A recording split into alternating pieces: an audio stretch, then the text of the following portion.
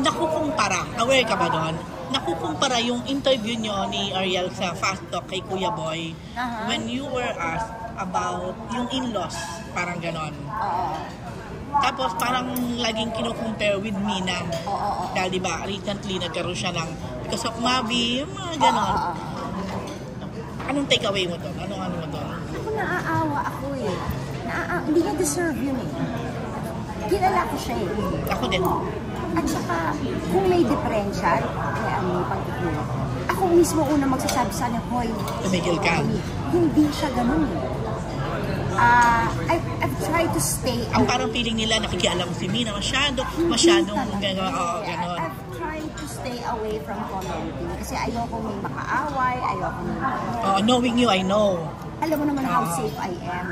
Pero naawa ako kay Mina lalo na last year. It was very difficult for me because I remember una-una sa lahat, nobody, as in nobody can question a mother's love. Kung hindi ka ina, totoo, huwag ka na magsalita. Hindi mo alam kung ano pinagdadaanan ng isang ina. Okay? Next. Kunin mo, gamit ko to, okay lang, kunin mo na. Itabi mo na nga kasi yung gamit. Ang bigat. Mabigat. Iyaan mo na. Mabigat nga yung bag mo. Kasi uuwi ako. Uwi ka bataan. Kuya, pahingin mo isang upuan. Pwede palagay dito. Thank you. Ayan. Okay. Ano yung sinasabi? Iyon nga, yung kay Mia. Hindi siya ganun eh. I think nakuha nila yung nagaling siya from... We had a vlog. We had a... Yes! Okay. Totoo. Okay, let me say, and we spoke about this already in one of our... Vlog nyo din. Na vlog sa Spotify na wala pa kaming title. Yeah. Pinag-usapan ulit namin ito just to reiterate na when we first shot our very first episode, mga apat na, very first shoot namin for wala pa kaming title, we did like 4 episodes in one day. First namin yun. And I think if you can look back, it could have been 2021, it could have been 2020. But at the time we shot that, totoo. Alam ko, matagal na. At the time we shot that, wala pa. So hindi siya gano'n. It's not because of who. It's because of the whatever circumstance na binigay namin at that time. Kaya siyang baliw na baliw. And knowing Mina naman talaga, si Lily, ganyan talaga siya mag-react. Correct. Diba? I mean, kung kilala mo si Mina, alam mo na ganyan siya. So, feeling parang she's been misjudged, I think. But, on the other hand, even if she was, nobody has a right to judge her. Because hindi nyo alam kung anong pinagdadaanan niya, kung saan siya nanggagaling, kung ano yung sitwasyon sa pamilya. Ang daling mag-judge eh.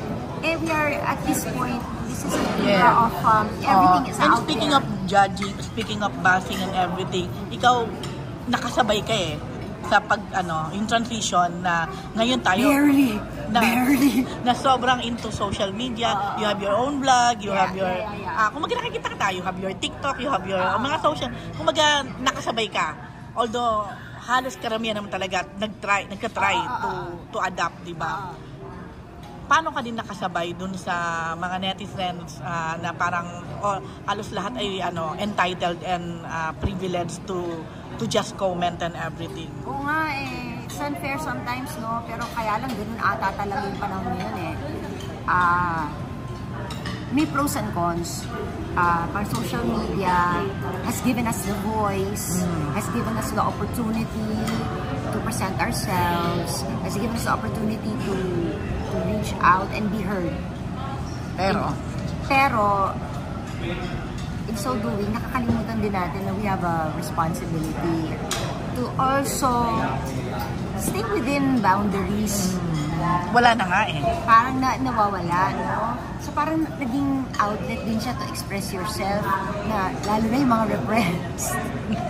Kasi you are protected by anonymity eh. Sobra, correct. Kung maganda, nagsimula kayo dati nun, fan letter lang.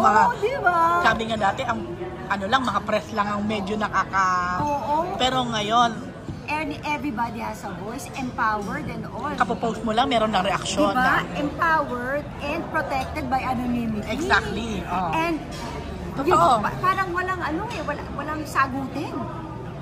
You do not need to walang tawag doon. Responsibility, Liability. O parang gano'n, wala accountability. Walang accountability. Walang accountability.